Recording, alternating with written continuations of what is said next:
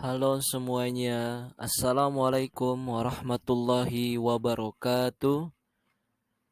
Kami dari kelompok 7 ingin mempresentasikan di mata kuliah Pendidikan Karakter dengan berjudul Pahlawan Nasional dan Daerah Republik Indonesia dengan dosen pengampu yaitu Bapak Gunawan Santoso MPD.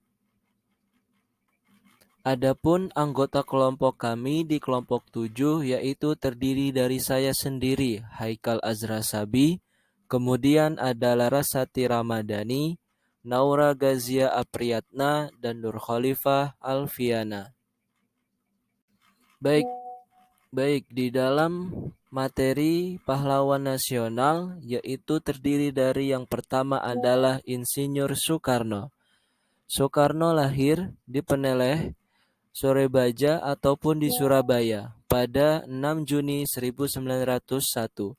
Pada saat itu, Indonesia masih bernama Hindia Belanda. Soekarno mengenyam pendidikan formal dengan layak. Sekolah pertama Soekarno adalah di Tulung Agung. Kemudian pindah ke Mojokerto karena orang tuanya pindah tugas ke sana. Di Mojokerto, Soekarno bersekolah di Earth Island School ataupun EIS, lalu pindah ke European Large School ataupun ILS pada Juni 1911. Setelah lulus pada tahun 1915, Soekarno melanjutkan pendidikannya di Horgeray Burger School ataupun HBS di Surabaya. Selanjutnya, pahlawan nasional yaitu yang kedua adalah Muhammad Hatta. Muhammad Hatta lahir dengan nama Muhammad Attar pada 12 Agustus 1902 di Bukit Tinggi. Pada awalnya, Muhammad Hatta memilih masuk ke lembaga pendidikan swasta. Namun, setelah 6 bulan, ia dan kakaknya yaitu Rafiah bersekolah di sekolah rakyat. Di pertengahan semester 3 di Sekolah Rakyat Muhammad Hatta pindah sekolah ke ELS Padang, tepatnya pada tahun 1913. Kemudian di tahun 1917 Muhammad Hatta melanjutkan pendidikannya di Mulo. Muhammad Hatta memulai pergerakan dan perjuangannya sejak mengikuti organisasi Jong Sumatera Bond sebagai bendahara. Muhammad Hatta adalah tokoh yang konsisten dalam menyuarakan demokrasi. Ia adalah salah satu founding father yang banyak menyumbangkan pemikiran dalam membangun bangsa Indonesia. Hatta juga dikenal sebagai pahlawan proklamator bersama Soekarno. Gelar pahlawan proklamator ini ditetapkan pada tahun 1886 oleh Presiden Soeharto, sedangkan gelar pahlawan nasional ditetapkan di era Presiden Susilo Bambang Yudhoyono. Muhammad Yamin. Muhammad Yamin dilahirkan di Sawah Lunto, Sumatera Barat pada tanggal 23 Agustus 1903. Adapun pendidikan dasar ditempuh VS dan HIS, dan menengah NS, LVS, dan AMS. Dilaluinya di Padang, Bogor, dan Yogyakarta. Kemudian, gelar sarjana hukum diperoleh di Jakarta pada tahun 1933. Muhammad Yamin seorang ahli hukum yang menaruh perhatiannya terhadap kelangsungan sejarah Indonesia, termasuk dari beberapa tokoh penulisan sejarah pada masa awal dengan pemikiran-pemikirannya dalam bidang sejarah dan seorang tokoh nasionalisme dengan berbagai pendekatan ilmu dalam mewujudkan nasionalisme pada awal kemerdekaan. Kiprah Muhammad Yamin dalam sejarah Indonesia yaitu karya buku yang berjudul Gajah Mada, Pahlawan Persatuan Nasional, dan 6.000 Tahun Persatuan Nasional. Dalam hal ini, Yamin telah memetakan bahwa persatuan nasionalisme Indonesia sudah ada semenjak 6.000 tahun yang lalu. Kemudian, daripada Yamin berpendapat setidaknya sudah ada semenjak Sriwijaya dan Majapahit. Gajah Mada merupakan karya Muhammad Yamin pada tahun 1948. Yamin mengemukakan juga kegelimangan Majapahit dalam buku yang berjudul 6.000 Tahun Merah Putih. Dalam buku ini, Yamin berusaha menyelidiki tentang warna bendera merah putih dan buku ini diluncurkan perayaan 10 tahun perayaan Sumpah Pemuda karena berkaitan dengan simbol negara. Maka kelahiran warna tersebut perlu diselidiki dalam kebudayaan Indonesia. Profesor Mr. Dr. R. Supomo. Supomo dilahirkan pada tanggal 22 Januari 1903 di kota Sukoharjo, Solo, Jawa Tengah. Sebagai seorang nasionalis, Supomo tertarik oleh perjuangan Perhimpunan Indonesia. Tanpa membuang-buang waktu, beliau segera menggabungkan diri dan terjun ke medan perjuangan bersama-sama kawan. Disinilah Supomo mendapat kesempatan untuk berkembang sebagai tokoh pemimpin bangsa. Salah satu kegiatan yang dilakukan Supomo di negeri ini ialah memperkenalkan seni budaya bangsa Indonesia ke dunia internasional.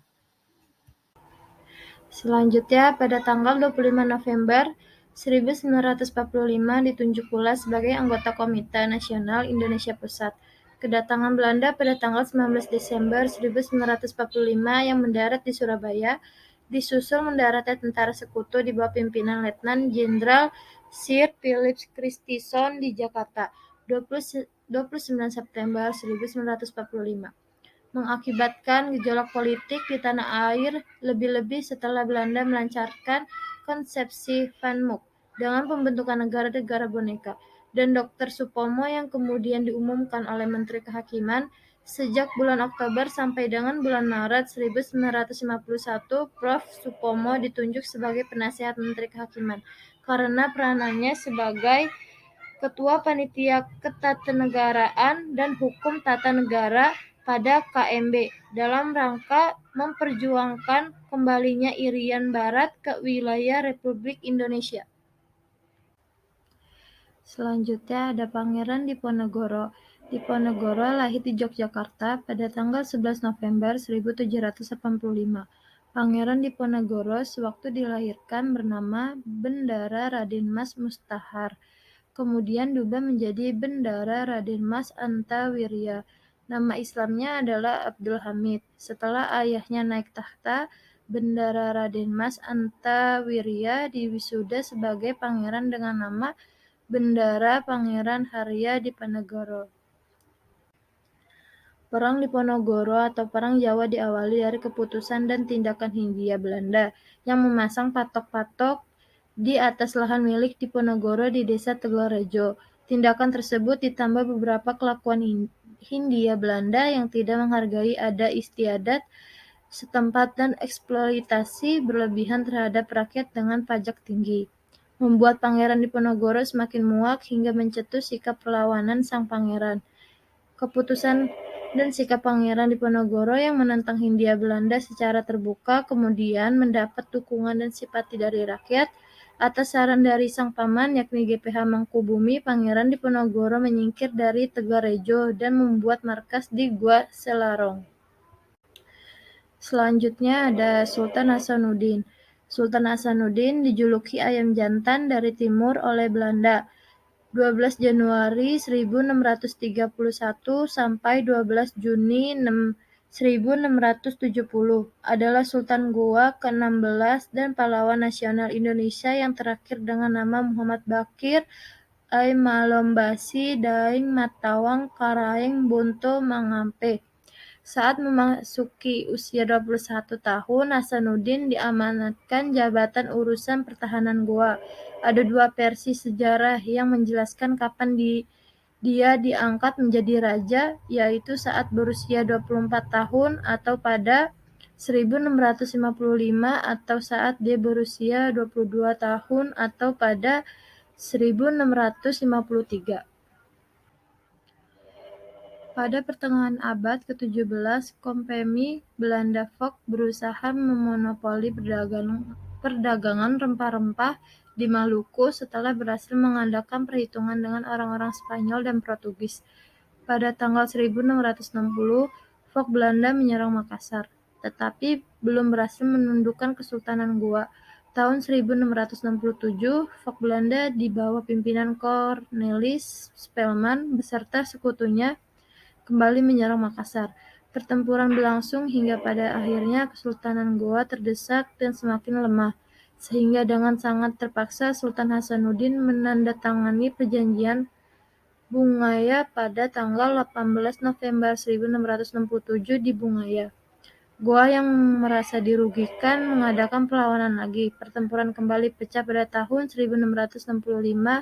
Kompeni berhasil menguasai benteng terkuat Goa, yaitu Benteng Sombaupu pada tanggal 24 Juni 1669. Sultan Hasanuddin wafat pada tanggal 12 Juni 1670. Selanjutnya ada Era Kartini. Era Kartini merupakan cucu Pangeran Aryo Jondronegoro, seorang bupati Demak yang terkenal.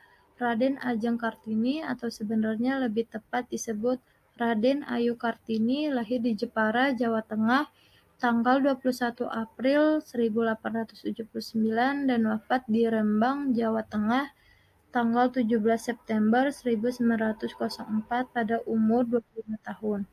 R.A. Kartini lahir dari keluarga ningrat Jawa. Perjuangan R.A. Kartini adalah perbaikan kedudukan dan derajat wanita. Tujuan wanita jangan mengabdi kepada suami saja, jangan hancur harapan apabila suami mundur. Selain mengurus rumah tangga, kaum wanita harus dapat melakukan pekerjaan lain. Oleh sebab itu, kaum wanita harus mendapat pengajaran agar kelak dapat mengerjakan sesuatu di luar rumah tangga. Nasionalisme Kartini merupakan refleksi sosial yang kritis dari seorang wanita Indonesia yang didasarkan pada religious state, wujud and sociality, ketuhanan, kebijaksanaan, dan keindahan, ditambah dengan humanitarianisme, kemanusiaan, dan nasionalisme. Selanjutnya ada Cut Nyak Cut Nyak termasuk keturunan dari bangsawan Aceh. Beliau lahir tahun 1848 di kampung Lampadang Pakeun Badak, wilayah 5 Mukim Aceh Besar. Masa kecil, Cut Nyak dikenal sebagai gadis yang cantik. Kecantikan itu semakin lengkap dengan pintarnya Cut Nyak dalam bidang pendidikan agama. Beliau melakukan kegiatan di Lampisang meyakinkan rakyat 5 Mukim bahwa perjuangan melawan Belanda ialah kewajiban bersama. Teuku Umar dan Cut Nyak bisa menghindarkan diri dari tiap kepungan tentara Belanda. Perang Aceh terjadi tahun 1873. Pihak Belanda sudah melakukan berbagai cara untuk menduduki wilayah Aceh. Tahun pertama penyerangan, Belanda berhasil menduduki wilayah keraton hingga meluas ke daerah sekitarnya. Melihat keraton Aceh jatuh ke tangan Belanda, rakyat Aceh serentak melakukan perlawanan.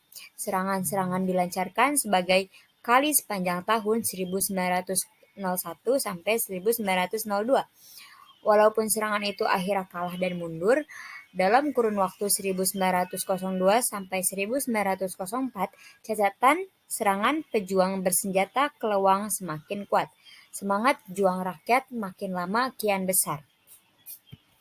Mungkin cukup sekian presentasi dari kelompok kami. Kurang lebihnya mohon maaf. Wassalamualaikum warahmatullahi wabarakatuh.